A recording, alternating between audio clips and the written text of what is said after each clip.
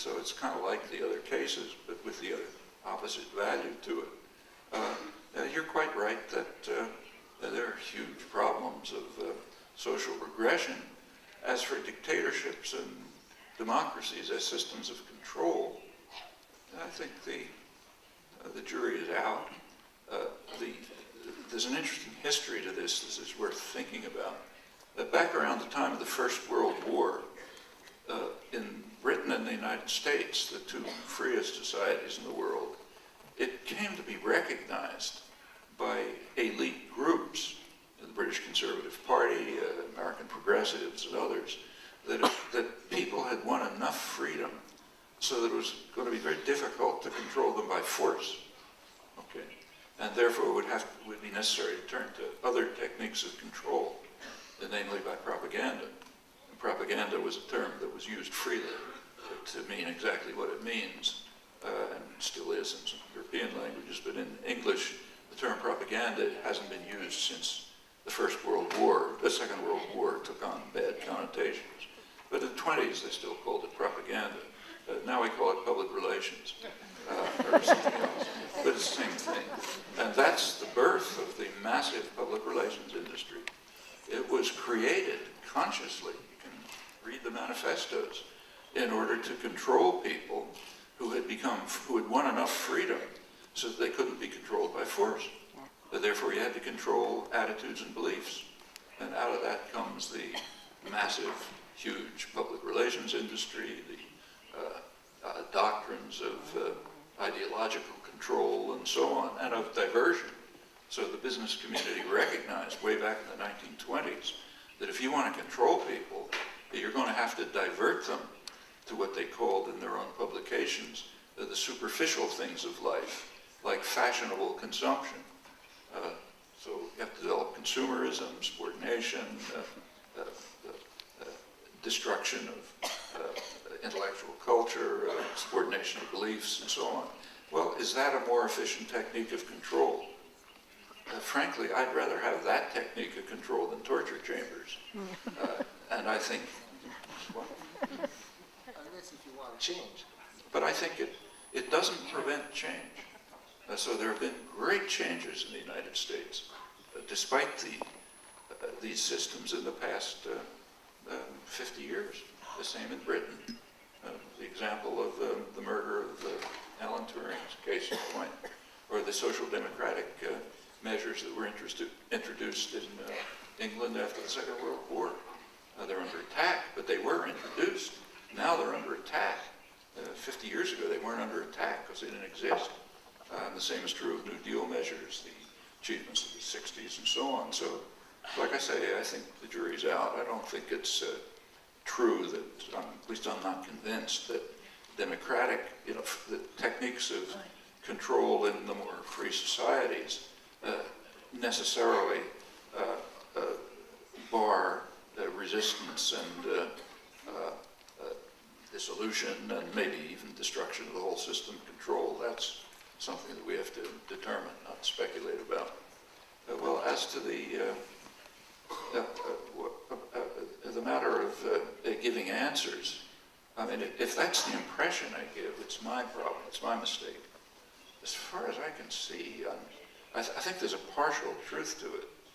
Every topic that I've ever spoken and written about, as far as I can think of, I have suggested definite solutions. But when you get down to the tactical level, like what should we do tomorrow about this problem, then it's true. I can't give answers, and I don't think anyone can, because it depends very much on circumstances. I mean, a lot of my own activities, you don't know this from what I write, of course, but a lot of my own activities have been organizational. So I've spent a lot of time involved since the 60s in actual organization, the 60s and 70s, in organization of resistance activities, for example, later other movements. Anybody who's involved in an organization, say resistance, serious actions, this is not a joke. I mean, I was facing a long jail sentence, for example, and knew it. But these were serious actions. They were illegal, and they had to be planned carefully. And you have to think quite carefully about tactics. There aren't trivial answers to questions of tactics. So we would spend a lot of, at least the constant meetings to try to work out the kinds of tactics that would be appropriate in existing situations. You want tactics to work. You don't want to carry them out because they make you feel good. You want them to have an effect. And that requires thinking through a lot of complicated things. And when people come to me and ask, well, what should I do to change protect the environment? I can't say. Depends where they are, who they are, what they're facing, what they're willing to do, who they're trying to reach, and so on. There aren't general answers to tactical questions. There are very specific answers, which have to do with immediate circumstances, including what the individual in question is willing to undertake. I don't expect everyone to be willing to undertake resistance or civil disobedience even, or even large-scale protest. Those are choices. And within the range of choices about yourself and the circumstances you face, tactics have to be thought through carefully. And advice from the outside is meaningless. So yes, I agree at a tactical level, but in terms of general solutions, I think we can spell them out. So Israel-Palestine, nuclear weapons, Iran, whatever you like, I think it's not that hard as even the large-scale economic change, social economic change. They can spell out solutions, but how you get there is a hard problem. Well, thanks very much. Now we have some questions from the public here. They're having to group the questions because, as usual, there are a lot, but I'm going to take the first one is relatively simple, but maybe difficult to deal with. A lot of people are asking, how do you say that, well, is Obama worse than Bush? Or is he better than Bush, or worse than Bush? Specifically from some of the questions, one asks in relation to Pakistan, is Obama worse than Bush in relation to Pakistan? Somebody else asks, what do you think about him in, as far as the propaganda model, in regard to the healthcare debate and his use of propaganda? Of the propaganda model. Yeah, right, that's Obama to Bush. Well, in regard to Pakistan,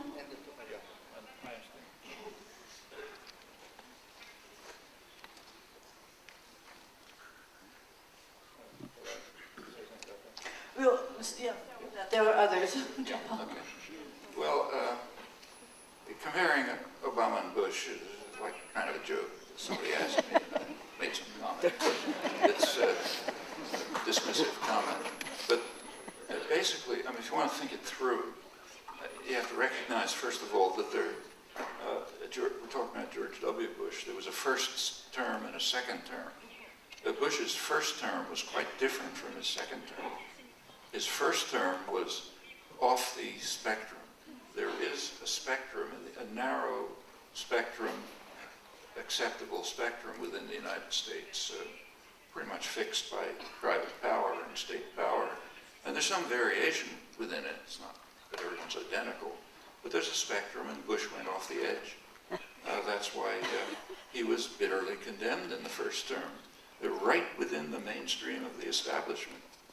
So take, say, the invasion of Iraq.